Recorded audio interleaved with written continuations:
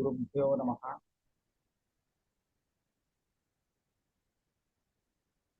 ब्रह्मसूत्र शांकर भाष्यम् अद्वैत भूषण सहितम् इदानीं वयं पश्यामः। तत्र अज्ञाने अनुमान प्रमाणम् अद्वैत भूषणे यत्र प्रदर्शितमस्ति तत्र आरम्भः क्रियते। मुद्रितपुस्तके 12 पत्रे अत्र आरम्भः वर्तते। ननु वः किमस्ति अनुमानमपि अज्ञाने प्रमाणम्। इतः प्राक् प्रत्यक्षं प्रमाणम् उपन्यस्तं, सम्प्रति अनुमानप्रमाणमपि अज्ञाने अस्ति इति उपन्यस्यते। इदञ्च अनुमानप्रमाणं विवरणाचार्ये प्रदर्शितं भवति इति ज्ञातव्यं। तथा हि विवादगोचरापन्नं प्रमाणज्ञानं स्वप्रागभावव्यतिरिक्त स्वविषयावरण स्वनिवर्त्य स्वदेशगत वस्त्वन्तरपूर्वकम् अप्रकाशितार्थप्रकाशकत्वात् अंधकारे प्रथमोत्पन्न प्रदीप प्रभावत्। इदम् अनुमानम् पक्षधर्मता बलात् अनादिभावरूपम् अज्ञानं सिद्ध्यति। सम्यगस्ति। इदानीम् अस्माभिः अस्य किञ्चित् विवरणं क्रियते। विवादगोचरापन्नं प्रमाणज्ञानम् इदं पक्षः। नाम प्रप्रथमम् अज्ञातविषयकं यज्ञानम् उत्पद्यते प्रमाणेन, तत्रापि अपरोक्षज्ञानम् इति भविष्यति अग्रे। प्रत्यक्षतः प्रप्रथमं किञ्चित् वस्तु पश्यति, तदा तादृशप्रमाणजन्यं ज्ञानम् अत्र पक्षः अस्ति। तस्मिन्नेव ज्ञाने इदं साध्यम् अस्ति वा न वा इति वादिप्रतिवादिनोर्विवादः अस्ति इति कृत्वा तद्ज्ञानं विवादगोचरापन्नं वर्तते। विवादविषयः इत्यर्थः। तादृशं प्रमात्मकं ज्ञानम् अत्र पक्षः। साध्यनिर्देशः क्रियते स्वप्रागभाव इत्यादिना वस्त्वन्तरपूर्वकम् इत्यन्ते।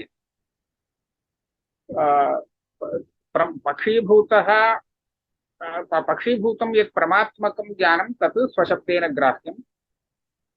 तस्य ज्ञानस्य यः प्रागभावः तद् व्यतिरिक्तम्, अथ च तस्यैव ज्ञानस्य यो विषयः तादृशविषयावरणात्मकम्, अथ च तेन ज्ञानेन निवर्त्यम्, अथ च तज्ज्ञानेन समानदेशं स्वदेशगतं च किञ्चित् वस्त्वन्तरं, तादृशवस्त्वन्तरपूर्वकत्वम् अत्र साध्यं भवति।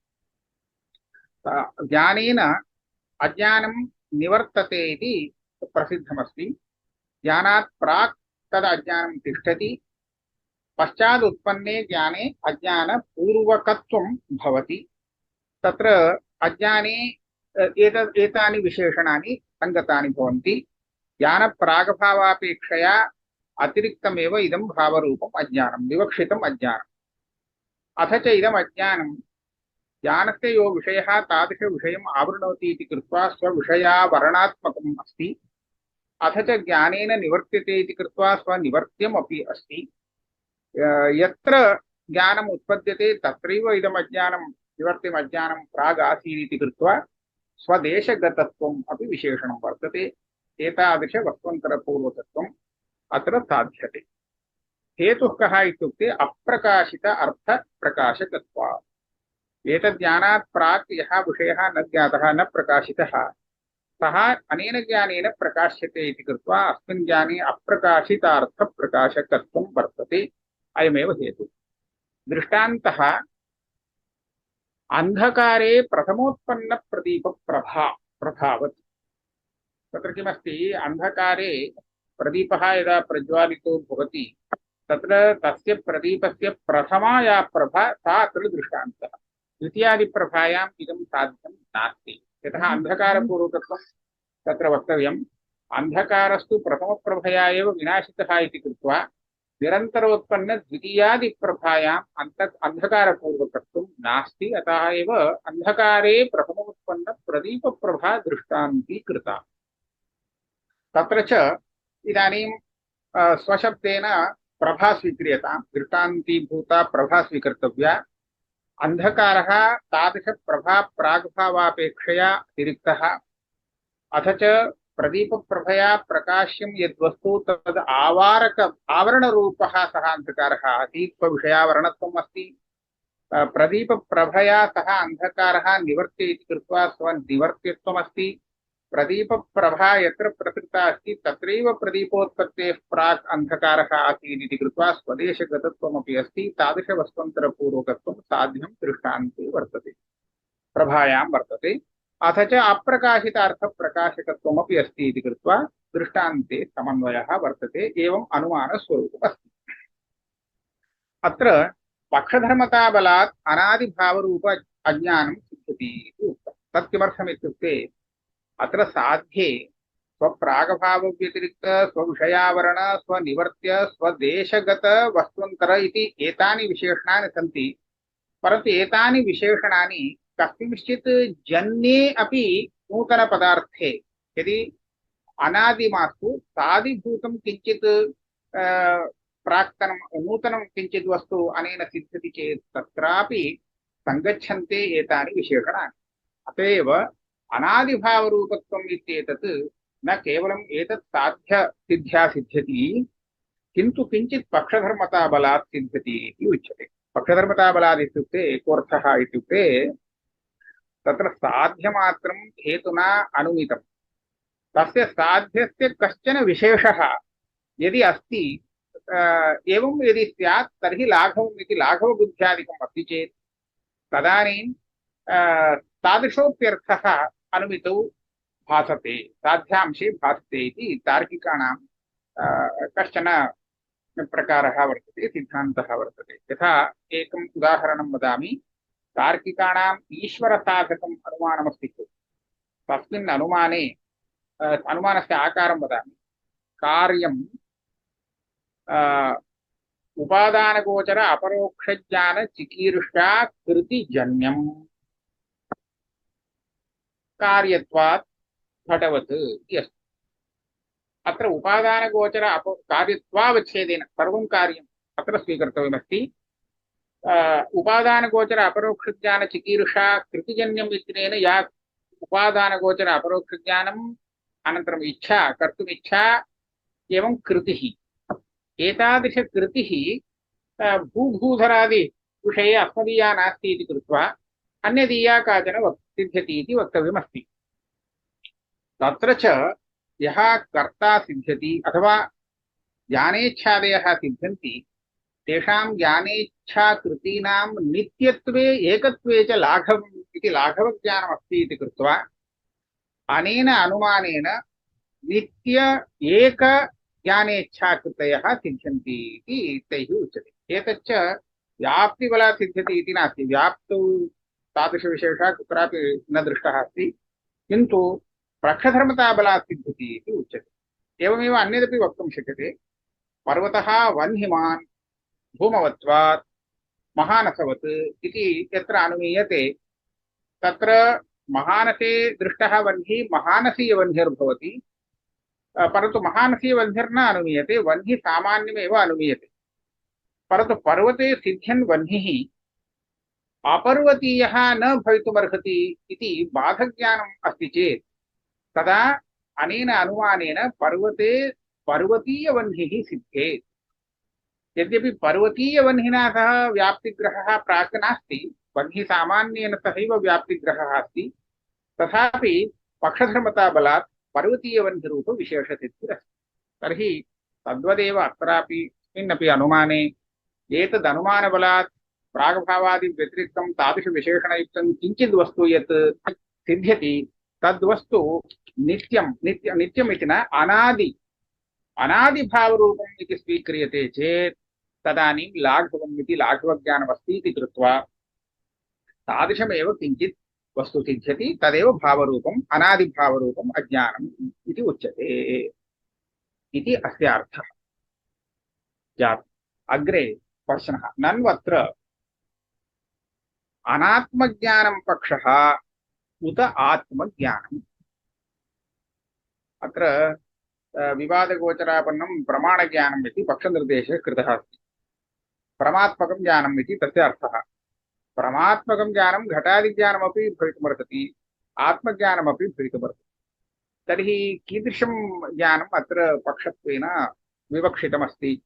उभयत्रापि दोषः अस्ति इति प्रतीयते। कथं? न आद्यः घटादिज्ञानं यदि स्वीक्रियते तदा वक्ष्यमाणरीत्या अनात्मावारक अज्ञानानङ्गीकारेण बाधात्। अनात्मावारक इत्येव उच्छेदः करणीयः। तत्र वक्ष्यमाणरीत्या इति न, पूर्वमपि किञ्चित् उक्तमेव। अज्ञानं यदस्ति तत् किम् आवृणोति?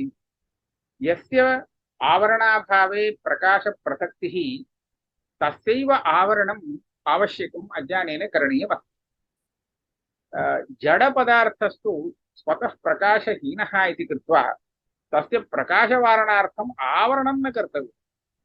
अतः अज्ञानं किमावृणोति इत्युक्ते चैतन्यमेव स्वप्रकाशम् आवृणोति इति सिद्धान्तः अस्ति। तथा चेत्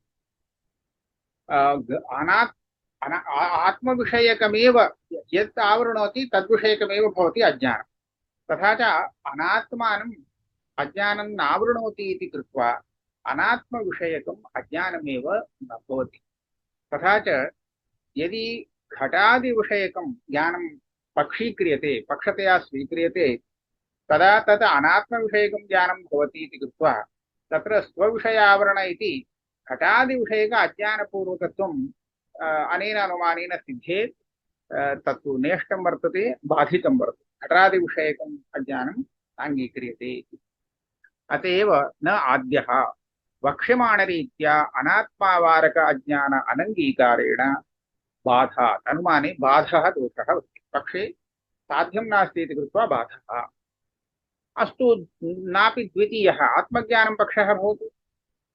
आत्मज्ञाने तु आत्मविषयक अज्ञानपूर्वकत्वम् अस्ति, साध्यमस्ति, बाधो नास्ति इत्युक्ते तदा उच्यते न द्वितीयः अनात्मज्ञाने व्यभिचारः।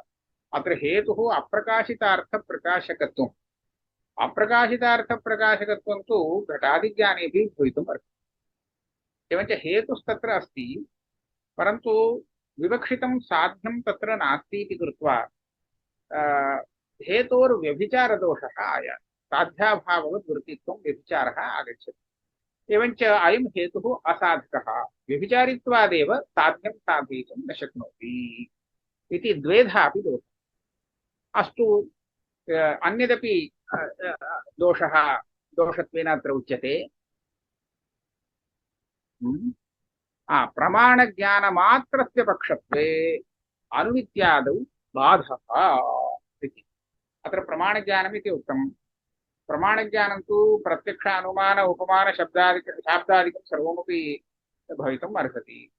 तत्र आत्मविषयकं वा अनात्मविषयकं वा भवतु, किञ्चित् अनुमित्यात्मकं ज्ञानमस्ति, तर्हि तदपि प्रमात्मकं ज्ञानं प्रमाणज्ञानं भवत्येव।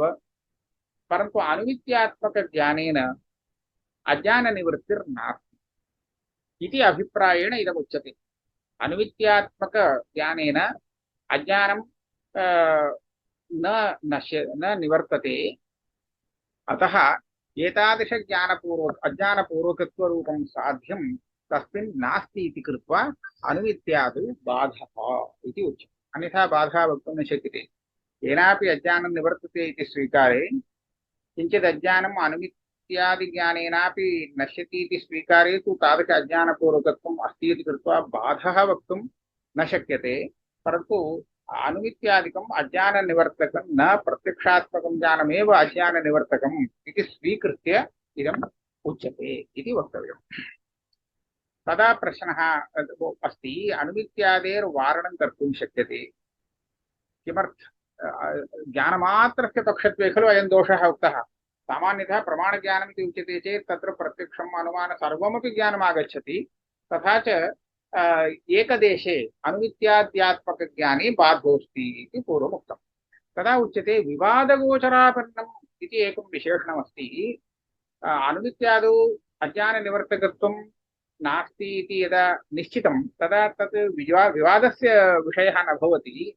अतः प्रत्यक्षात्मकं ज्ञानमेव इदानीं विवादस्य विषयः इति कृत्वा विवादगोचरापन्नम् इति ज्ञानेन इति विशेषणेन अनुमित्यादेर्वारणं भवितुमर्हति। परिशेषात् प्रत्यक्षात्मकं यज्ञानमस्ति तदेव पक्षः, तत्र च अज्ञानपूर्वकत्वं साधयितुम् इष्टं तद् भवत्येव इति यदि उच्यते तर्हि उच्यते न च विवादगोचरेत्यनेन तद्विदातः तादृशबाधस्य अनुमित्यादेर्व्यावृत्तिः न भवितुमर्हति। किमर्थम्? प्रमाणज्ञानपद वैयर्थ्यापत्तेः तथा त्वया उच्यते चेत् अनुमित्यादेर्व्यावृत्तिः भवति वा न वा अन्यते, परन्तु यदि विवादगोचरापन्नम् इति कथनात् तद् प्रत्यक्षात्मकं ज्ञानम् इति उच्यते चेत् तर्हि प्रमाणज्ञानम् इत्यपि व्यर्थम्। विवादगोचरापन्नम् इति निर्देशः पर्याप्तः। विवादगोचरापन्नं किमस्ति? प्रत्यक्षात्मकं ज्ञानमेव इति कृत्वा प्रमाणज्ञानम् इत्यस्य पदस्य पक्षे वैयर्थ्यं स्यात्। तदनन्तरम् इदं तु पक्षे पक्षनिर्देशस्य दूषणं जातम्। साध्येऽपि विशेषणानां वैयर्थ्यम् इत्यादिकं वर्तते, तदपि उच्यते। साध्ये च स्वप्रागभावेत्यादि विशेषणवैयर्थ्यं। स्वप्रागभावव्यतिरिक्त इति एकं विशेषणं, स्वविषय आवरण इति द्वितीयं विशेषणं, द्वयमपि व्यर्थम्। किमर्थम्? स्वमते प्रागभाव अभावेन धारावाहिकज्ञानाभावेन च व्यावृत्याभावात्। अस्य विशेषणस्य व्यावृत्तिं किमपि नास्ति, स्वमते नास्ति। स्वमते नाम वेदान्तमते प्रागभावः नाङ्गीक्रियते, तार्किकैरेव तदङ्गीक्रियते इति कृत्वा प्रागभावनिवृत्त्यर्थं खलु स्वप्रागभावव्यतिरिक्त इति विशेषणं। स्वमते प्रागभाव एव नास्ति चेत् तद्व्यावृत्त्यर्थं किञ्चित् विशेषणं नावश्यकं, तद्व्यर्थं भवति। अथ च स्वविषयावरण इति यदि विशेषणं नास्ति तदा किं भवति? धारावाहिकज्ञानं यदस्ति परेषां धारावाहिकज्ञानं नाम निरन्तर समानविषयक नानाज्ञानोत्पत्तिः अङ्गीक्रियते। नैरन्तर्येण मध्ये मध्ये विच्छेदेन न, अविच्छेदेन ज्ञानधारा भवति, तद् धारावाहिकज्ञानम् इति उच्यते। तत्र धारायां द्वितीयादिज्ञानं यदस्ति तस्मिन् ज्ञाने प्रथमं ज्ञानं पूर्वं वर्तते, प्राथमिकं ज्ञानं। तच्च प्राथमिकं ज्ञानं स्वप्रागभावव्यतिरिक्तं वर्तते। स्वविषयावरण इति पदं यदि नास्ति तदानीं स्वनिवर्त्यमपि तद् भवति। यतः योग्यविभुविशेषगुणानां स्वोत्तरवर्ति विशेषगुणनाश्यत्वम् इति कश्चन नियमः अस्ति। अतः द्वितीयज्ञानं यद् उत्पद्यते तत् पूर्वज्ञानस्य नाशकम् इति तार्किकैः स्वीकृतम्। अत एव धारावाहिकस्थले द्वितीयादिज्ञानस्य पूर्वपूर्वज्ञाननाशकत्वम् अस्ति। तर्हि पूर्वपूर्वज्ञाने स्वनिवर्त्यत्वम् आगच्छति। एवञ्च स्वनिवर्त्यत्वमस्ति, स्वदेशकत्वमस्ति, सर्वमपि विशेषणमस्ति, केवलं स्वविषय आवरणत्वं नास्ति। यतः प्राक् स्थितं ज्ञानमपि तमेव विषयं प्रकाशयति, द्वितीयं ज्ञानमपि तमेव विषयं प्रकाशयति इति कृत्वा स्वविषय आवरणत्वं नास्ति इति स्वविषयावरण इति पदस्य प्रयोजनं वक्तव्यं, परन्तु इदं वेदान्तमतेन संभवति। किमर्थमित्युक्ते वेदान्तिना धारावाहिकस्थले वृत्तिज्ञाननानात्वं न स्वीक्रियते।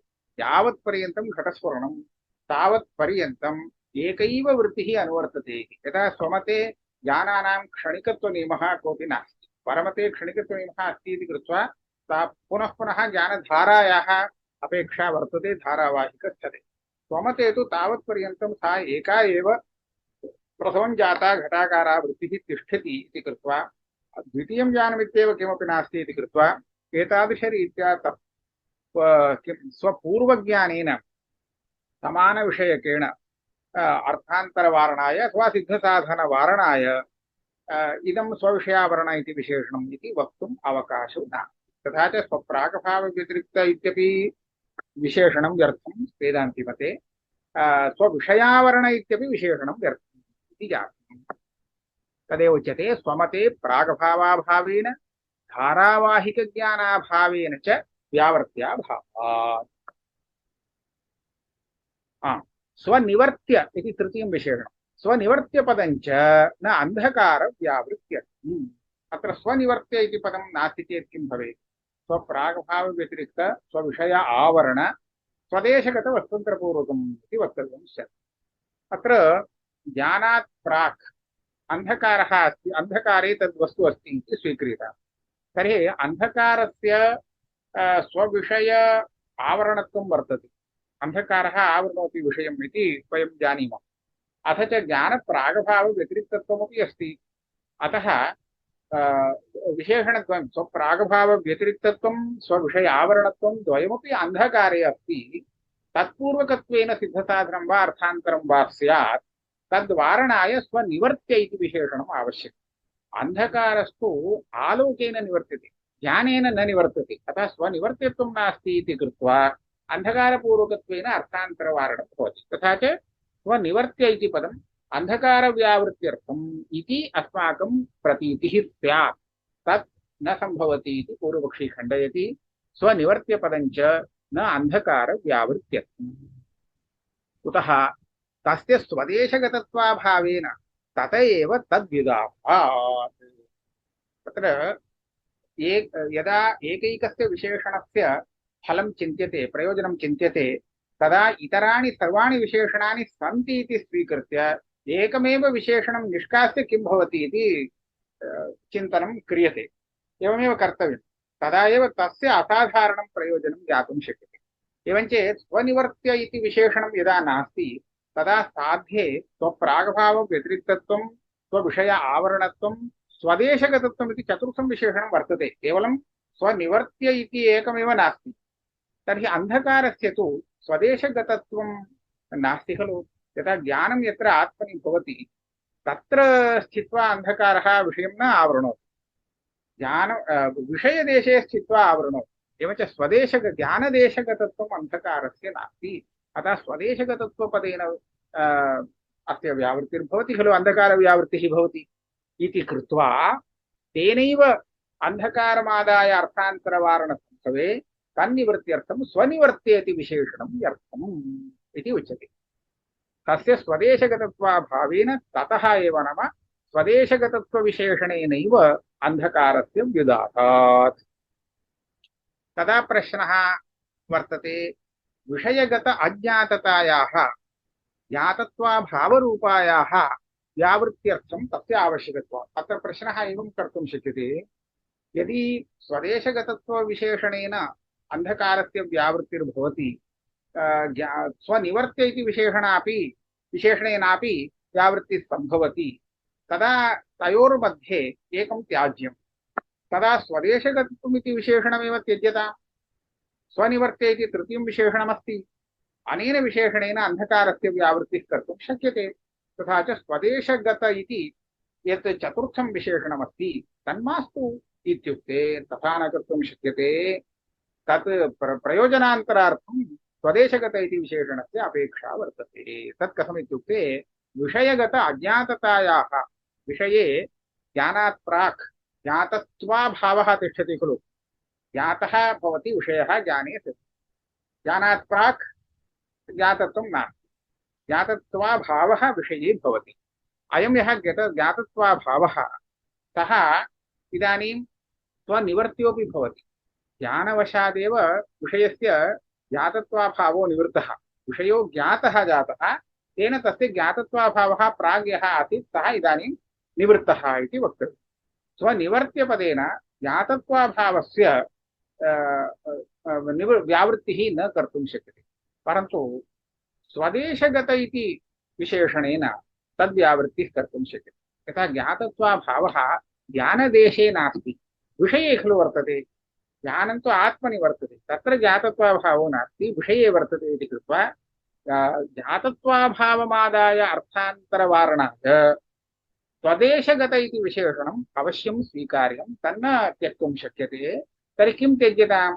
स्वनिवर्त्य इति तृतीयं विशेषणं यदस्ति तदेव त्यक्तव्यं, तदेव तस्यैव प्रयोजनं नास्ति इति आगच्छति। तदेव उच्यते, विषयगत अज्ञाततायाः ज्ञातत्वाभावरूपायाः व्यावृत्त्यर्थं तस्य नाम स्वदेशगतत्वविशेषणस्य आवश्यकत्वात्। न च भावसाध्यस्य आवरणस्य अभावे असम्भवात् स एव तद्विदासः तदा उच्यते एतदर्थं स्वदेशगतत्वविशेषणं नावश्यकम्। किमर्थमित्युक्ते स्वविषय आवरण इति अस्ति खलु। आवरणं तु भावपदार्थेनैव कर्तुं शक्यते। ज्ञातत्व अभावः यः अस्ति तस्य आवरणत्वं नास्ति, तेन आवरणं न क्रियते। ज्ञातत्वं नास्ति तावदेव, परन्तु ज्ञातत्वाभावः विषयम् आवृणोति इति तु वक्तुं न शक्यते। आवरणं तु भावपदार्थेनैव साध्यम्। एवञ्च भावसाध्यस्य आवरणस्य अभावेन कर्तुम् अशक्यत्वात् स्वविषयावरणपदेनैव ज्ञातत्वाभावस्य किं ज्ञातत्वाभावरूप अज्ञातत्वस्य विषयगतस्य वारणं सम्भवति।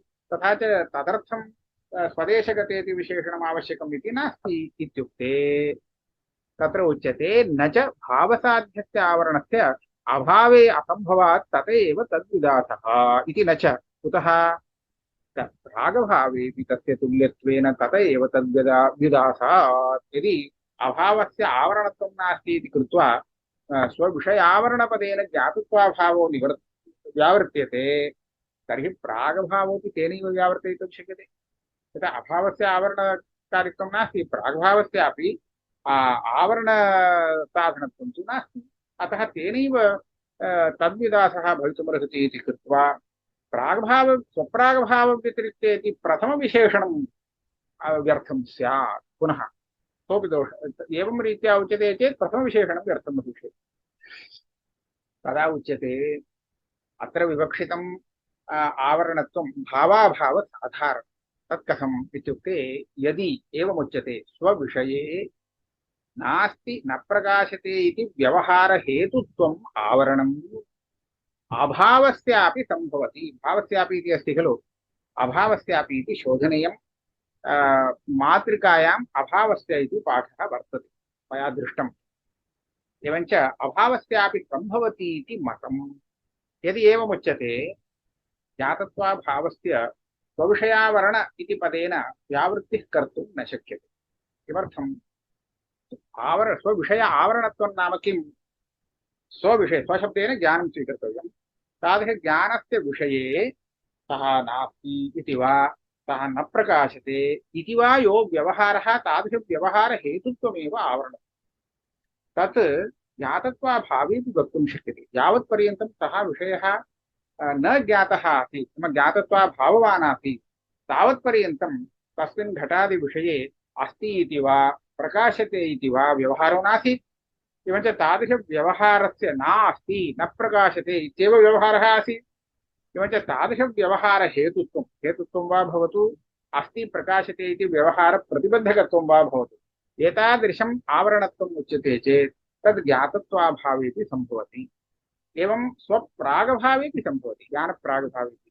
ज्ञानप्रागभावकाले ज्ञानं नास्ति खलु, अत एव ज्ञानप्रागभावकाले ज्ञानस्य विषयः अस्ति इति वा नास्ति, अस्ति इति वा प्रकाशते इति वा न व्यवह्रियते, नास्ति इत्यादि रूपेणैव व्यवह्रियते ज्ञानोत्पत्तेः प्राक् तत्प्रागभावदशायाम् इति स्थितिः। एवञ्च एतादृशं स्वविषयावरणत्वम् अभावस्यापि सम्भवति इति कृत्वा अभावस्यापि सम्भवति इति कृत्वा तत्र स्वविषयावरण इति विशेषणेन किं वारणं कर्तुं न शक्यते। तथा च ज्ञातत्वाभावस्य विषयगतज्ञातत्वाभावस्य व्यावृत्त्यर्थं स्वदेशगत इति विशेषणम् आवश्यकम् इति उच्यते चेत् तर्हि तत् प्रकृतेऽपि तुल्यम्। एवं चेत् स्वप्रागभावव्यतिरिक्त इति स्वप्रागभावस्य व्यावृत्त्यर्थं तदावश्यकम्, तद्विशेषणमपि आवश्यकम्। परन्तु स्वनिवर्त्य इति विशेषणस्य वैयर्थ्यं तु तथैव तिष्ठति। तस्मात् अंधकारस्य स्वदेशगतत्वाभावादेव वारणे स्वनिवर्त्यपदं व्यर्थमेव साध्ये। स्वनिवर्त्य इति विशेषणस्य प्रयोजनं नास्ति। तेन यत् साधनीयं प्रयोजनमस्ति तत् स्वदेशगत इति विशेषणेनैव साधयितुं शक्यते। अतः इदं विशेषणं व्यर्थं भवति। न च नास्ति न प्रकाशते इति व्यवहारहेतु अदृष्टपूर्वकत्वेन अर्थान्तरव्यावृत्त्यर्थं तत् तस्य प्रकाशते इत्यादि व्यवहारमात्र निवर्त्यत्वेन स्वनिवर्त्यत्वाभावात् इति वाच्यम्। इदानीम् अन्या शङ्का वर्तते। स्वनिवर्त्य इति विशेषणस्य अन्धकारनिवर्तकत्वेन सार्थक्यं यद्यपि वक्तुं न शक्यते, तत् समीचीनं, परन्तु तस्य अन्यत् प्रयोजनं वर्तते। कथं? विषये अयं विषयः नास्ति, न प्रकाशते इति व्यवहारं प्रति अदृष्टं किञ्चित् कारणं भवति। यतः सर्वकार्यं प्रति अदृष्टस्य कारणत्वम् अस्ति। अदृष्टं सर्वकार्यकारणं। तत्र अष्टौ नव वा साधारणकारणानि भवन्ति। साधारणकारणं नाम कार्यसामान्यं प्रति, कार्यमात्रं प्रति यत् कारणं, कार्यत्वावच्छिन्नकार्यतानिरूपित कारणता यस्य वर्तते तत् साधारणकारणम् इति उच्यते। कार्यत्वेतरधर्मावच्छिन्न कार्यतानिरूपित कारणताश्रयत्वम् इदम् असाधारणकारणत्वम् उच्यते। नाम सर्वकार्यं प्रति कारणं न, किञ्चित् कार्यविशेषं प्रत्येव कारणम्। इदानीं नव तादृशानि कारणानि सन्ति यानि सर्वेषाम् अपि कार्याणां कृते कारणानि भवन्ति। तत् किं किं वर्तते इत्युक्ते ईश्वरः सर्वकार्यं प्रति कारणम् एकः वर्तते। ईश्वरीयं यद् ज्ञानम्, ईश्वरीया या इच्छा, तस्यैव या कृतिः, चत्वारि कारणानि जातानि। एवं च ईश्वरः, तदीय ज्ञानेच्छा, कृतयः इति चत्वारि सर्वकार्यकारणानि। एतदनन्तरं तत्तत् कार्यस्य यः प्रागभावः अस्ति, सः प्रागभावः अपि कारणं, पञ्चमं कारणं जातम्। अनन्तरं यद्यत् कार्यम् उत्पद्यते तत् सर्वमपि कस्यचित् जीवस्य भोगजनार्थमेव, साक्षात् परम्परया वा भोगजनार्थमेव उत्पद्यते। तादृशभोगं प्रति च तदीयम् अदृष्टं कारणम् इति कृत्वा अदृष्टमपि सर्वकार्यं प्रति कारणम् इति स्वीक्रियते। अदृष्टं नास्ति चेत् कार्यं नोत्पद्यते। तथा च किं जातं? प्राग्भावः जातो वा, प्राग्भावः प्रति किं जातम्? अदृष्टमपि। षट् जातानि। इतः परं किं वर्तते? देशः, कालः, मया क्रमः अन्यथा उक्तः इति मन्ये। दिक् कालः एतद्वयमपि अपेक्षते। देशः कालः सर्वकार्यं प्रति कारणम्। अष्टौ प्रतिबन्धकाभावः इति एकः। प्रतिबन्धकमस्ति चेत् एतत् सर्वं भवति चेदपि कार्यं न भवति। अतः प्रतिबन्धकाभावोऽपि सर्वकार्यकारणम्। एवञ्च ईश्वरः, ईश्वरीय ज्ञान इच्छा कृतयः चत्वारि जातानि। अनन्तरं देशः, कालः, अदृष्टं, प्रागभावः, प्रतिबन्धकाभावः। एतानि नव सर्वकार्यकारणानि भवन्ति। तर्हि इदानीं नास्ति न प्रकाशते इति व्यवहाररूपमपि एकं यत् कार्यमस्ति, तादृशकार्यं प्रति किञ्चित् अदृष्टम् अस्ति कारणम् इति वक्तव्यं। तर्हि नास्ति न प्रकाशते इति व्यवहारहेतुभूतं यद् अदृष्टं, तादृश अदृष्टपूर्वकत्वम् अनेन अनुमानेन सिद्धेत्। तथा च अनेन अनुमानेन विवक्षितम् अज्ञानपूर्वकत्वं न सिद्धेत्। एतादृश अदृष्टपूर्वकत्वं सिद्ध्या अर्थान्तरम् इति। अर्थान्तरम् इत्युक्ते स्वाभिमतार्थ असिद्धिः। यस्य अर्थस्य साधनार्थम् अनुमानं प्रयुक्तं तदीय उद्देश्यं न सिद्धं, यत्किमपि अन्यदेव सिद्धम् इति स्यात्। तर्हि इदानीम् एतादृश व्यवहार अस्ति प्रकाशते इत्यादि प्रतिबन्धकं यद् अदृष्टं तदेव खलु नास्ति न प्रकाशते इति व्यवहारं प्रति हेतुभूतं भवति। तादृश अदृष्टं स्वप्रागभावव्यतिरिक्तं, ज्ञानप्रागभावव्यतिरिक्तम्, अथ च स्वविषय आवरणमपि भवति। यतः तादृश अदृष्टवशादेव नास्ति न प्रकाशते इति व्यवहारो भवति। आवरणं नाम नास्ति न प्रकाशते इति व्यवहारहेतुत्वम् इति उक्तं। तर्हि तत् अदृष्टे अस्ति, स्वविषयावरणत्वमपि अस्ति, स्वदेशगतत्वमपि अस्ति। यतः आदृष्टमपि आत्मवृत्ति इति अङ्गीक्रियते, अतः स्वदेशगत सर्वमस्ति। अतः तस्य वारणार्थं स्वनिवर्त्य इति विशेषणम् आवश्यकं। तद् अदृष्टं ज्ञानेन न निवर्तते।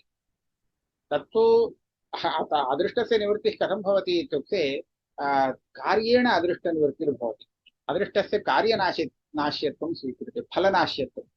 तेन यत् फलं जननीयं तादृशफलजन्यभोगः जातः, फलं नाम भोगः, तादृशभोगो जातश्चेत् अदृष्टं नश्यति। तत् कार्यनाश्यम् अदृष्टम्। अथवा तत् पापं यदि स्यात् तर्हि प्रायश्चित्तादिना वा नश्यति इति स्थितिः अस्ति। परन्तु विषयज्ञानेन तद् अदृष्टं नैव निवर्तते। एवञ्च स्वनिवर्त्य इति विशेषणं न दीयते चेत् तादृश अदृष्टपूर्वकत्वेन अर्थान्तरं स्यात्। अतः तद्वारणार्थम् अर्थान्तरवारणार्थं स्वनिवर्त्यपदं सार्थकं खलु इति अस्माकं शङ्का भवति। सा एव शङ्का अत्र प्रदर्श्यते। नास्ति न प्रकाशते इति व्यवहारहेतु अदृष्टपूर्वकत्वेन अर्थान्तरव्यावृत्त्यर्थं तत् तत् नाम स्वनिवर्त्य इति विशेषणम्। तस्य प्रकाशते इत्यादि व्यवहारमात्र निवर्त्यत्वेन इति अस्ति तन्न समीचीनम्। किमर्थं नास्ति न प्रकाशते इति व्यवहारहेतुभूत अदृष्टस्य फलं किं भवति? नास्ति न प्रकाशते इति व्यवहार एव खलु फलम्। एवञ्च तादृशव्यवहार फलनाश्यम् अदृष्टम्। तर्हि नास्ति न प्रकाशते इति व्यवहारकरणेनैव व्यवहारजननेनैव तस्य अदृष्टस्य नाशः स्यात्। तर्हि अत्र प्रकाशते इत्यादि व्यवहारमात्र निवर्त्यत्वेन इति न अन्यत् किमपि स्यात्। परन्तु मातृकायामपि अत्र एवमेव दृश्यते। अतः अत्र प्रकाशते इति व्यवहार निवर्तकत्वं निवर्त्यत्वं यद् निर्दिष्टं तन्नास्ति। परन्तु तत्र कश्चन दोषः स्यात्, मातृकान्तरं परिशीलनीयं भवेत्। परन्तु स्वनिवर्त्यत्वाभावादिति समीचीनम्। स्वं नाम इदानीं विषयज्ञानं, तादृशज्ञाननिवर्त्यत्वं तु नास्ति न प्रकाशते इति व्यवहारजनकादृष्टस्य नास्ति, तत्तु सिद्धम्। एवञ्च तद्वारणार्थं स्वनिवर्त्यत्वविशेषं सार्थकं खलु इति शङ्का। तदा उच्यते तथापि अस्तु स्वनिवर्त्यपदस्य सार्थक्यं भवतु नाम, परन्तु पूर्वदोष अनतिवृत्तेः। अन्येषां स्वप्रागभाव इत्यादि विशेषणस्य वैयर्थ्यं मया यदुक्तं तद्वैयर्थ्यं तु तिष्ठति खलु।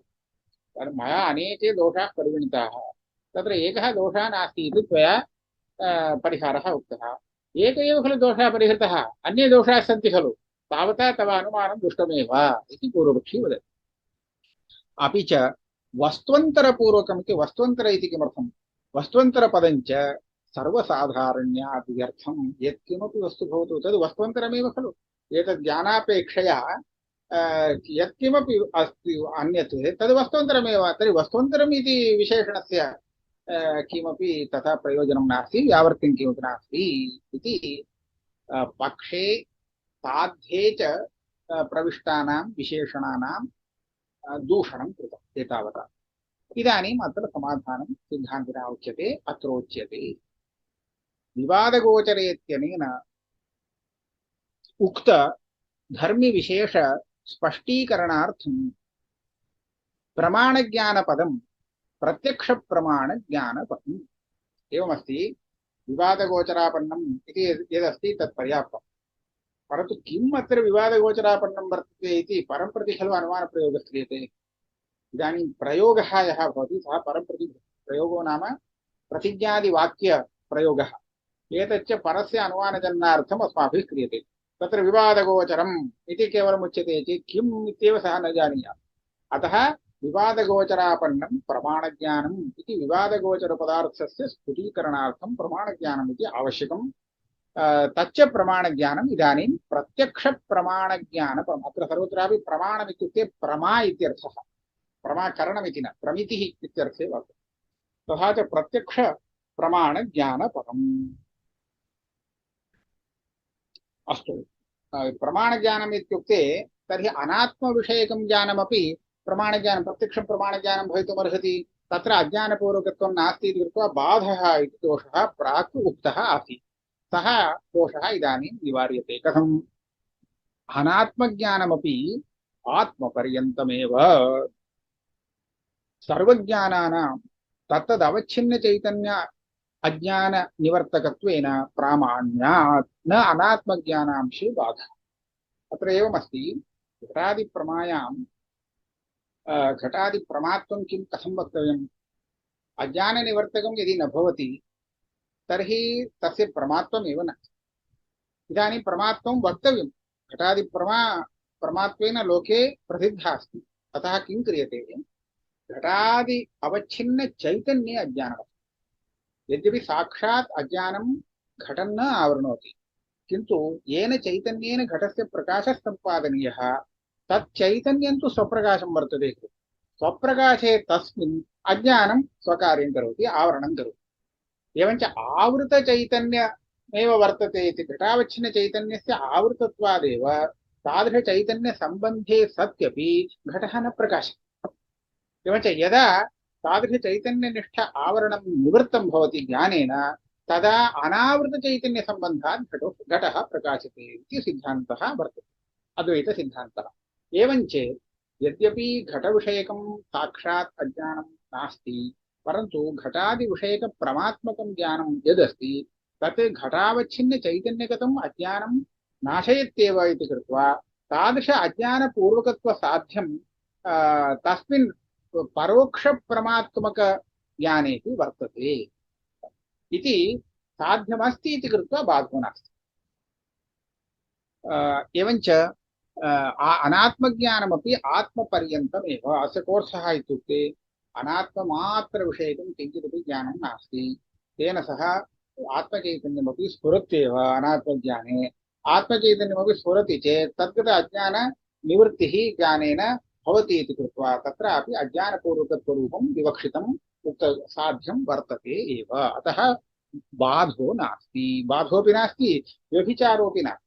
अनात्मज्ञाने साध्यं नास्ति चेत् अप्रकाशितार्थप्रकाशकत्वं हेतुः वर्तते चेत् साध्यं नास्ति हेतुरस्ति इति व्यभिचारः यः पूर्वम् आपादितः सः व्यभिचारोऽपि इदानीं नास्ति, यतः साध्यमेव तत्र वर्तते। हेतुरपि अस्ति साध्यमपि अस्ति इति कृत्वा अनात्मविषयकं यत् अपरोक्षं प्रमाणजन्यं ज्ञानं तस्मिन् उभयमपि वर्तते, अतः व्यभिचारो नास्ति। न च व्यर्थविशेषणता। इदानीं साध्ये सर्वस्यापि विशेषणस्य क्रमेण वैयर्थ्यम् उक्तं पूर्वक्षिणा, तत्सर्वम् इदानीं वार्यते। न च व्यर्थविशेषणता। अस्मिन् मते इति अस्ति, एवमेव दृश्यते मातृकायामपि। अस्मन्मते इति अस्ति चेत् समीचीनं स्यात्। किमर्थम् इत्युक्ते विप्रतिपन्नं परं प्रति इति अग्रे आयाति। तर्हि परमते तन्नास्ति। परमते नाम परं प्रति बोधनार्थं तादृशविशेषणस्य आवश्यकता अस्माकं कृते नावश्यकता इति समीचीनं। नाम किम् उक्तं, प्रागभाव एव वेदान्ते नास्ति, तर्हि प्रागभावव्यतिरिक्तः इति किमर्थं वक्तव्यम्? ओ मम कृते नास्ति, यं प्रति अनुमानेन साध्यते अज्ञानं तस्य मते प्रागभावः अस्ति खलु, अतः तस्य प्रागभावमादाय सिद्धसाधनं स्यात्, तद्वारणाय प्रागभावव्यतिरिक्तः इति आवश्यकम् इति समाधानं दीयते। अस्मन्मते अज्ञानस्य श्रुति साक्षिसिद्धत्वेन अज्ञान अनुमान अनपेक्षणात् विप्रतिपन्नं प्रत्येव तस्य अर्थवत्वम्। अयम् अनुमानप्रयोगः स्वार्थं क्रियते, स्वार्थं नास्ति। प्रत्यक्षेणैव अज्ञानं यदा सिद्धं, श्रुत्यापि सिद्धं, साक्षिज्ञानेन सिद्धमस्ति, तर्हि अनुमानेन साधनीयम् इति अस्माकं किमपि नास्ति। परं प्रत्येव एतादृश अनुमानप्रयोगः अज्ञानसाधनार्थः वर्तते। एवञ्च तं प्रत्येव सार्थक्यं चिन्तनीयम्। परं विप्रतिपन्नं प्रत्येव तस्य अर्थवत्वात्। तन्मते च, अस्मन्मते यद्यपि नास्ति परन्तु तन्मते परमते च व्यावर्त्यप्रसिद्धिः अस्ति। सः प्रागभावं स्वीकरोति, धारावाहिकं ज्ञानं स्वीकरोति, एवञ्च प्रागभाव व्यावृत्त्यर्थं स्वप्रागभावव्यतिरिक्त इति विशेषणस्य आवश्यकता वर्तते। धारावाहिकज्ञाने ज्ञानक्रमिकज्ञानपरम्परां स्वीकरोति, अतः पूर्वपूर्वज्ञानमादाय सिद्धसाधनवारणाय तत्रापि अपेक्षा वर्तते। स्वविषयावरण इति विशेषणस्य अपेक्षा वर्तते, अतः वैयर्थ्यं नास्ति। तन्मते च व्यावर्त्यप्रसिद्धिः अस्ति एव। एवञ्च इदानीं क्रमेण प्रागभाव धारावाहिकपूर्वज्ञान नास्ति न प्रकाशते इति व्यवहारहेत्वदृष्ट विषयगतज्ञातत्वाभावपूर्वकत्वेन अर्थान्तरव्यावृत्त्यर्थं क्रमेण विशेषणानि इदं प्राक् सिद्धं तत् इदानीं क्रमेण तथैव ज्ञातव्यं। नाम इदानीं स्वप्रागभावः इदमेव मया प्रागेव उक्तं। स्वप्रागभावस्य ज्ञानात् पूर्वं सत्त्वात् तत्पूर्वकत्वम् अस्ति। एवञ्च अज्ञानं न सिद्धे, अज्ञानस्य अभावेपि स्वप्रागभावपूर्वकत्वम् अस्ति इति कृत्वा सिद्धसाधनं वा अर्थान्तरं वा स्यात्। तत्र सिद्धसाधनम् अर्थान्तरम् इति द्वेधा निर्देशः क्रियते। सिद्धसाधनम् इत्युक्ते प्रागेव सिद्धं वस्तु साधितं चेत् तदा सिद्धसाधनम् इति भवति।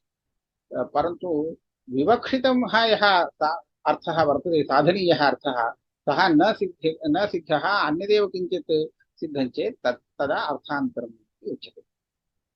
इदानीं किं जातम्, अर्थान्तरशङ्का जायते। प्राग्भावपूर्वकत्वेन सिद्धसाधनं स्यात्, तथा धारावाहिक पूर्वकत्वं द्वितीयादिज्ञाने अस्ति इति कृत्वा सिद्धसाधनं स्यात्।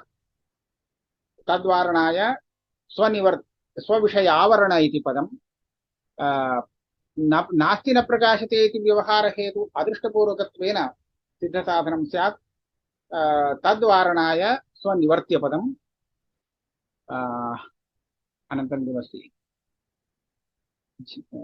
विषयगत ज्ञातत्वाभावपूर्वकत्वेन अर्थान्तरं स्यात्, तद्वारणार्थं स्वदेशगत इति विशेषणम् इति सर्वस्यापि विशेषणस्य सार्थक्यं जातम्।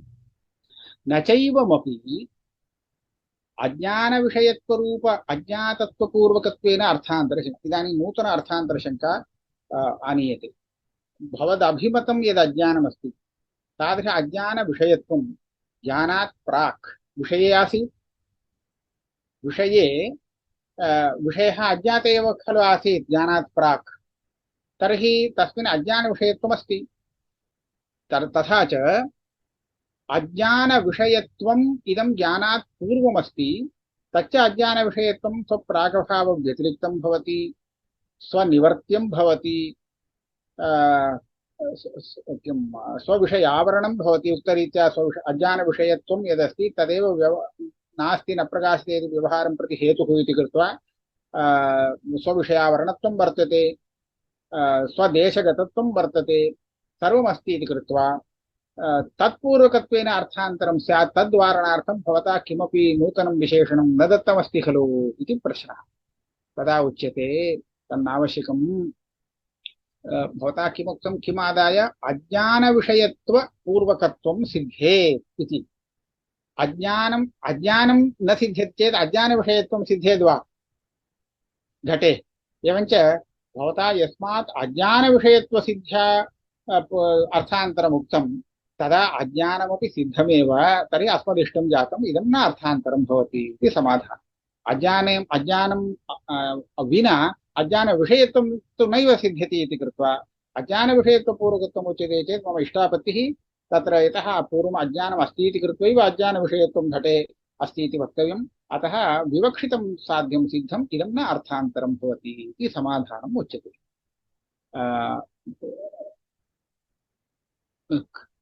विशेषणत्वेनाप्यज्ञानसिद्धेः अर्थान्तरत्वाभावात् इति बहु संक्षेपेण लिखितम्। अस्तु, वस्त्वन्तरपदं किमर्थम्? वस्त्वन्तरपदं यद्यपि साधारण्यात् अव्यावर्तकं, पूर्वपक्षिणा उक्तमासीत् वस्त्वन्तरं सर्वमपि वस्त्वन्तरमेव भवति, तस्य किमपि व्यावृत्तिं नास्ति, अव्यावर्तकं, तथापि शब्दाधिक्यात् अर्थाधिक्यम् इति एकः न्यायः। तस्य शब्दस्य अप्रयोगेपि सः अर्थः ज्ञातुं शक्यते। तर्हि किमर्थं प्रयोगः कृतः? तर्हि तत्र विशिष्टः कश्चन अर्थः विवक्षितः इति ज्ञायते।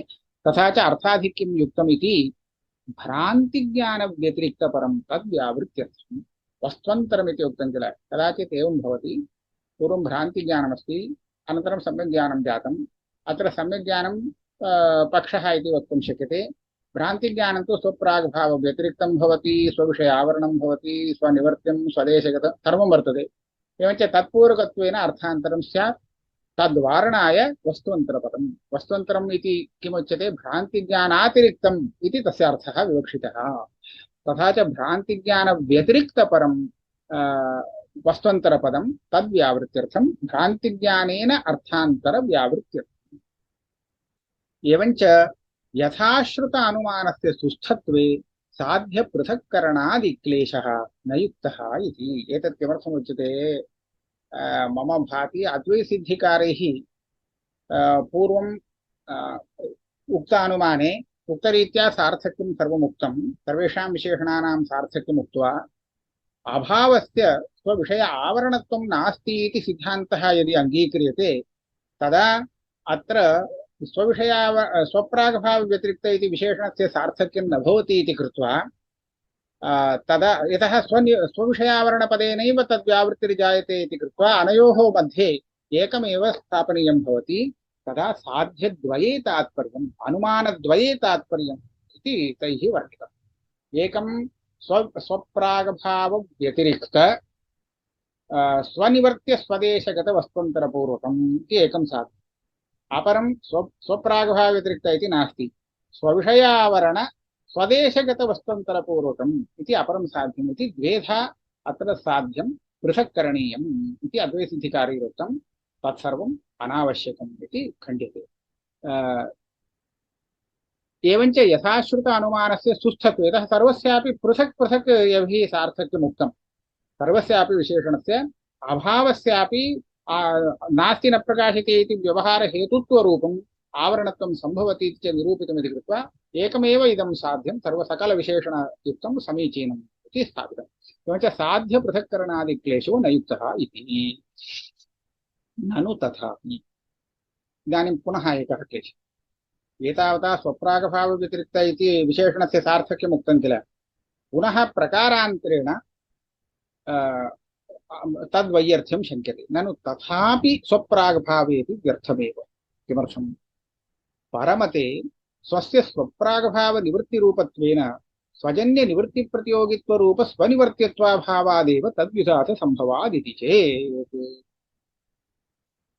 अत्र पूर्वं स्वप्रागभावव्यतिरिक्त इति विशेषणस्य वैयर्थ्यं कथं शङ्कितम् इत्युक्ते स्वविषयावरणपदेनैव अभावस्य आवरणरूपत्वं नास्ति इति कृत्वा भावसाध्यमेव आवरणम् अभावेन न भवति, अतः स्वविषयावरणत्वाभावादेव वारणं भवति, अतः व्यर्थम् इति पूर्वमुक्तम्।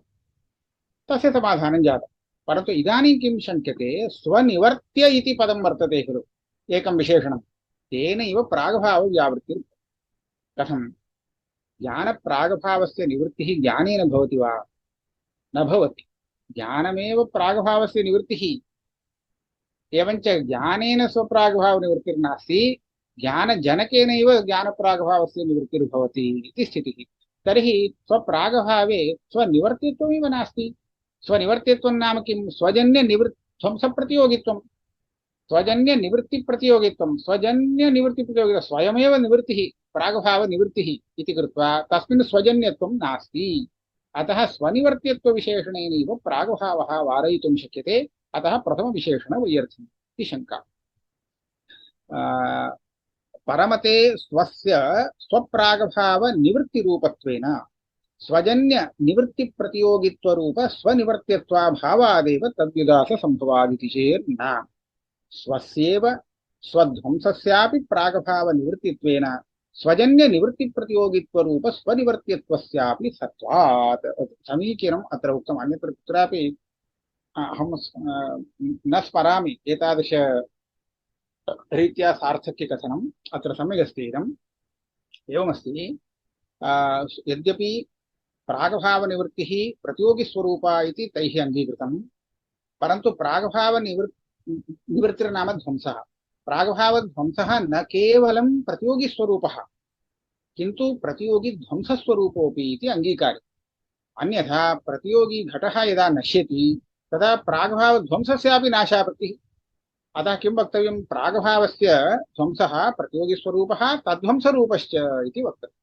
एवञ्च इदानीं ज्ञानप्रागभावनिवृत्तिः ज्ञानस्वरूपापि भवति, ज्ञानध्वंसे सति तद्रूपापि भवति इति वक्तव्यम्। तर्हि ज्ञानध्वंसं प्रति प्रतियोगिभूतस्य ज्ञानस्य कारणत्वमस्ति। एवञ्च ज्ञानध्वंसोऽपि ज्ञानप्रागभावध्वंसः इति कृत्वा तादृशध्वंसं प्रति प्रतियोगिभूतस्य ज्ञानस्य कारणत्वमस्ति इति कृत्वा स्वजन्यध्वंसप्रतियोगित्वरूपं स्वनिवर्त्यत्वं स्वप्रागभावे आगच्छति। स्वात्मकध्वंसमादाय यद्यपि न सम्भवति, परन्तु स्वप्रतियोगिकः अपरः ध्वंसः भवति खलु, तादृशध्वंसम् आदाय स्वनिवर्त्यत्वं प्रागभावे आगच्छति इति कृत्वा स्वनिवर्त्यत्वम् अस्ति। अतः स्वनिवर्त्यत्व विशेषणेन प्रागभाववारणं न भवति। अतः स्वप्रागभावव्यतिरिक्त इति विशेषणं सार्थकम् इति उच्यते। स्वस्यैव स्वध्वंसस्यापि प्रागभावनिवृत्तित्वेन स्वमपि स्वप्रागभावनिवृत्तिः स्वध्वंसोऽपि स्वप्राग्भावनिवृत्तिः इति कृत्वा स्वजन्यनिवृत्तिप्रतियोगित्वरूप स्वनिवर्त्यत्वस्यापि सत्त्वा निवर्त्यत्वस्य प्राग्भावे सत्त्वा तथा च अनेन विशेषणेन व्यावृत्तिः कर्तुं न शक्यते। ननु तथापि हेतौ प्रकाशत्वं यदि प्रकाशकर्तृत्वं तदा अस्ति। अत्र प्रकाशकत्वम् अस्ति चेत् समीचीनम् इति मम भाति। मातृकायां नास्ति एवमेव वर्तते। यतः पूर्वं हेतुः अप्रकाशितार्थप्रकाशकत्वात् इत्येव उक्तम्। प्रकाशकत्वम् इति उच्यते चेदेव प्रकाशकर्तृत्वम् इति सिद्ध्यति, इतोपि स्पष्टता भवति इति कृत्वा प्रकाशत्वम् इत्यस्य स्थाने प्रकाशकत्वम् इति पाठः समीचीनः स्यादिति भाति। यदि प्रकाशकर्तृत्वं तदा असिद्धिः। हेतु इदानीमेव दूषणम् आरभ्यते। पक्षे साध्ये च दूषणानि उक्तानि उद्धृतानि च। इदानीं हेतौ अप्रकाशितार्थप्रकाशकत्वादिति अस्ति। तर्हि तत्र प्रकाशकत्वं नाम किं? प्रकाशकर्तृत्वं। तर्हि पक्षे ज्ञाने प्रकाशत्वं वर्तते, प्रकाशकर्तृत्वं नास्ति। ज्ञानं विषयप्रकाशो भवति, विषयप्रकाशस्य कर्तृ इति न वक्तुं शक्यते। न हि ज्ञानेन अन्यः प्रकाशः कश्चन उत्पाद्यते, ज्ञानमेव खलु विषयप्रकाशः। एवञ्च अयं हेतुः पक्षे नास्ति इति स्वरूपासिद्धिर्भवेत्। साधनवैकल्यञ्च दृष्टान्तेऽपि हेतुर्नास्ति इति भविष्यति, साधनं नास्ति। यतः प्रभायास्तु प्रभायां प्रकाशकर्तृत्वं नास्ति, प्रकाशः एव प्रभा भवति। प्रकाशत्वं वर्तते, प्रकाशकर्तृत्वं नास्ति इति। ननु तथापि जातं साधनवैकल्यञ्च नापि प्रकाशकरणत्वं। प्रकाशं प्रति कर्तृत्वं मास्तु, प्रकाशं प्रति करणत्वं भवतु इत्युक्ते तदपि न सम्भवति। प्रकाशकरणत्वमपि न। यतः प्रकाशस्य आत्मस्वरूपत्वेन असिद्धितादवस्य। अत्र सिद्धान्ते प्रकाशः यः अस्ति सः चैतन्यस्वरूपः इति स्वीक्रियते। वृत्तेः मुख्यं प्रकाशत्वं नास्ति, वृत्त्यवच्छिन्न वृत्तिप्रतिबिम्बिते चैतन्यरूपः रूपमेव ज्ञानम् इति स्वीक्रियते। तर्हि चैतन्यं तु नित्यं भवति खलु। चैतन्यं प्रति प्रकाशशब्देन यदि चैतन्यं स्वीक्रियते तर्हि तस्य करणम् इति किमपि न भवितुमर्हति। एवञ्च प्रकाशकरणत्वादिति हेतुः तस्मिन् नास्ति, आत्मस्वरूपत्वेन असिद्धितादवस्थात्। एवञ्च चैतन्यप्रकाशकत्वम् इति पक्षीभूते वृत्तिज्ञाने प्रमाणजन्यज्ञाने प्रकाशकत्वम् इत्यत्र प्रकाशो नाम चैतन्यं स्वीकृत्य तादृशप्रकाशं प्रति करणत्वम् इति वक्तुं न शक्यते, असिद्धं भवति। साधनवैकल्यमपि वर्तते। कथं? प्रदीपप्रभायाः प्रकाशस्वरूपत्वेन तत्करणत्वाभावेन साधनवैकल्याच्च। प्रभावती इति दृष्टान्तः। प्रभायां प्रकाशत्वमेव अस्ति, प्रकाशकरणत्वम् इति नास्ति। प्रदीपप्रभा एव प्रभासम्बन्धात् घटः ज्ञायते अस्माभिः। एवञ्च प्रकाशः सः, न तु प्रकाशकरणम् इति। तत्र साधनवैकल्याच्च इति चेन् न। प्रकाशशब्देन द्वयमुच्यते। अत्र प्रकाशशब्देन अर्थद्वयं विवक्षितम्। तमो निवृत्तिलक्षणः एकः प्रकाशः, अज्ञाननिवृत्तिलक्षणः अपरः प्रकाशश्च इति तत्र करणत्वात् इत्यर्थः। इदानीं तथा च न असिद्धि वैकल्ये, साधनवैकल्ये न स्तः। कथं? कोऽर्थः? अत्र यद्यपि दृष्टान्ते प्रथमतः वदामि, दृष्टान्ते प्रकाशः एव प्रभा, परन्तु प्रकाशहेतौ प्रकाशकत्वादित्यत्र प्रकाशपदेन अन्धकारनिवृत्तिः उच्यते। तर्हि प्रभात्मकप्रकाशेन अन्धकारनिवृत्तिः तु क्रियते। एवञ्च अन्धकारनिवृत्तिं प्रति जनकत्वं वर्तते, कारणत्वं वर्तते इति कृत्वा किं प्रकाशकरणत्वम् आगतम्। यद्यपि प्रभा प्रकाश एव, परन्तु हेतुप्रविष्टप्रकाशपदेन अन्धकारनिवृत्तिर्विवक्ष्यते चेत् तत्कारणत्वरूपं प्रकाशकत्वं तस्मिन् आयाति। एवं पक्षे ज्ञानं यदस्ति तत् प्रकाशः एव, ज्ञानप्रकाशः एव नास्ति इति मया नोच्यते। किन्तु हेतु प्रकाशपदेन अज्ञाननिवृत्तिरूप प्रकाशः उच्यते चेत् तादृश अज्ञाननिवृत्तिकारणत्वं ज्ञाने वर्तते इति कृत्वा प्रकाशकत्वं तस्मिन् आगच्छति। सुलभतया समाधानं जातं। तथा च असिद्धिर्वा दृष्टान्ते साधनवैकल्यं वा दोषः नास्ति इति एतावता अनुमानप्रमाणम् अज्ञाने सम्यक् निरूपितम् இந்த அனுமானம் பாவரூப அஜ்ஞானத்தை சாதிக்கிறதுக்கு விவரணாச்சாரியால் ஒரு அனுமானம் சொல்லியிருக்கார். அனுமானத்தால சிந்திக்கிறதுன்னு சொல்றார். அவர் சொன்ன அனுமானத்துல விவாதபதம் பிரமாண ஜானம் அப்படின்னு பட்சத்தை சொல்லியிருக்கார். விவாதபதம் பிரமாண ஜானம்னு சொன்னா நம்ம எப்படி இப்போ ஜானம் எடுத்துக்கணும்னா முதல்ல ஒரு விஷயத்த பாக்குறோமோ பிரத்யட்சமா பாக்குறோம். அனுமானம்லாம் வேண்டாம், பிரத்யட்சமா பார்க்கக்கூடிய இதை எடுத்துக்கணும். அனுமானமும் எடுத்துக்கலாம்னு மத்தவா சொல்லியிருக்கா. இவர் சொன்ன விஷயத்துல பார்த்தோம்னா பிரத்யக்ஷ ஞானத்தை எடுத்துக்கலாம். அந்த பிரத்யட்சமா தெரியக்கூடிய ஞானம் வரத்துக்கு முன்னாடி அந்த விஷயம் நமக்கு தெரியாததாக இருந்திருக்கணும். ஏன்னா அப்பதானே நம்ம முதல்ல பாக்குறோம்னு சொல்ல முடியும்.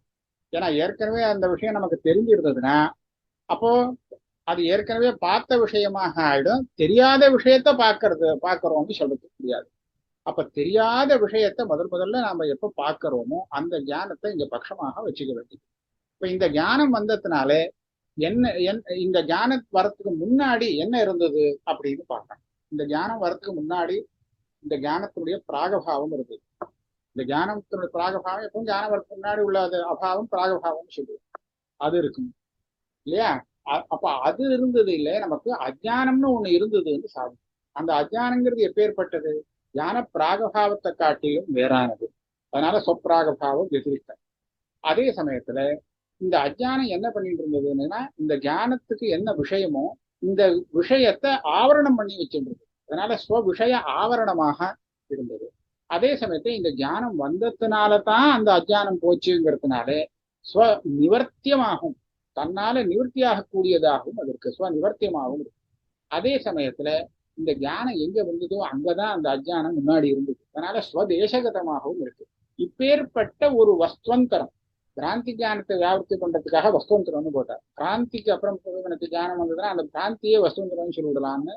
அதுக்காக வஸ்துவந்தரம்னா வெறும் வஸ்துவந்தரம் இல்லை, விவக்ஷிதமான வஸ்துவந்தரம், பிராந்தியை வச்சுட்டு வேற ஏதாவது ஒரு வஸ்துவந்தரம் அப்படின்னு சொல்லி அப்பேற்பட்ட விஷயத்தை பூர்வமாக கொண்டது அப்படின்னு சாதனம் பண்ணார்.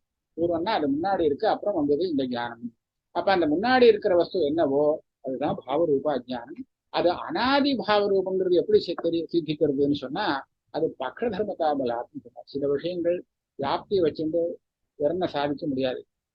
அந்த சாதிக்கும் போது நமக்கு சில லாகவ ஜானமோ வேற நம்ம விற்பத்தி இருக்கும் இல்லையா, அதை வச்சுட்டு சில அம்சத்தை நம்ம சாத்தியத்துல சேர்த்து அனுமானம் பண்ணிக்க முடியும் அப்படின்னு சொல்லிட்டு அதை பக்ஷ தர்மதாபலாத்னு விவகாரம் பண்ணுவா தார்கிகால்.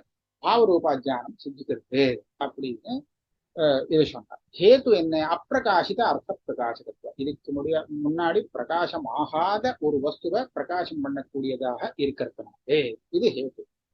இந்த ஹேத்து இருந்தா அப்பேற்பட்ட சாத்தியபூர்வம் இருக்குங்கிறதுக்கு உதாரணம் கொடுக்கறது அந்தகாரே பிரதமோத்பன்ன பிரதீப பிரபாவே. இருட்டு இப்பதான் வழக்கு ஏற்றிருக்கான். இந்த முதல் பிரபை வந்தது அதை எடுத்துக்கணும். ஏன்னா அதுதான் அந்த இருட்டை போக்குறது. அந்த இருட்டை போக்குறதுன்னா அந்த பிரபை வரத்துக்கு முன்னாடி அந்த இருட்டுங்கிற வஸ்து இருந்தது. இந்த வஸ்து எப்பேற்பட்டது? இது அந்த பிரபா பிராகபாவாபேட்சையா அதிருப்தம். அது பிரபா பிராகபாவம் இல்லை, இது இருட்டுங்கிறது தனி பாவரூப அர்த்தம். அதனால பிராகபாவம் இல்லை. அதே சமயத்துல இந்த இருட்டானது இந்த பிரபையால எந்த வஸ்துக்கள்லாம் தெரியறதோ பிரகாசிக்கணுமோ அதைத்தான் மறைச்சு வச்சுட்டு இருந்தது, ஆவரணம் பண்ணி வச்சுருந்தது. அதனால ஸ்வ விஷய ஆவரணமாக இருக்கு. அதே சமயத்துல இந்த பிரபை வந்ததுனாலதான் இருட்டு போச்சு, அதனால ஸ்வநிவர்த்தியமாக இருக்கு. இந்த பிரபை எங்க அந்த இருட்டை போக்குறதோ அதே இடத்துல பிரபை அந்த பிரகாசம் இருந்த இடத்துலயே இருந்ததுங்கிறதுனால ஸ்வதேசகதமாகவும் இருக்கு வஸ்துவந்தரம். அப்பேற்பட்ட இருட்டை பூர்வமாக கொண்டதாக அந்த முதல் பிரபை இருக்குங்கிறதுனால அதை திருஷ்டாந்தமாக கொடுத்தார். அதுல அப்பிரகாசிதார்த்த பிரகாசகத்துவங்கிற ஹேத்து இருக்கு. இப்பேற்பட்ட அந்தகார பூர்வகத்துவம் இருக்கு, சாத்தியம் இருக்கு. இதே மாதிரி பிரமாண ஜானத்திலையும் சொல்லணும். பிரமாண ஜானத்துல முன்னாடி இருக்கிற வஸ்து என்ன? இந்த இருட்டுன்னு சொல்லிட முடியாது, அது பிரபையாலதான் போகும். ஞானம் வந்ததால இருட்டு போகாது. அதனால இங்க சொல்லக்கூடிய இருட்டு ஸ்தானத்துல வருது பாவரூபமான அக்னி. ஆக இப்படி ஒரு பிரயோகத்தை விவரணாச்சாரியால் சொல்லியிருக்கார். அதுல இந்த இப்ப சொன்ன விசேஷணங்கள் எல்லாத்துக்கும் என்னென்ன பிரயோஜனங்கிறது அலசி பார்த்து நல்லா நிரூபணம் பண்ணினார். இது ஒரு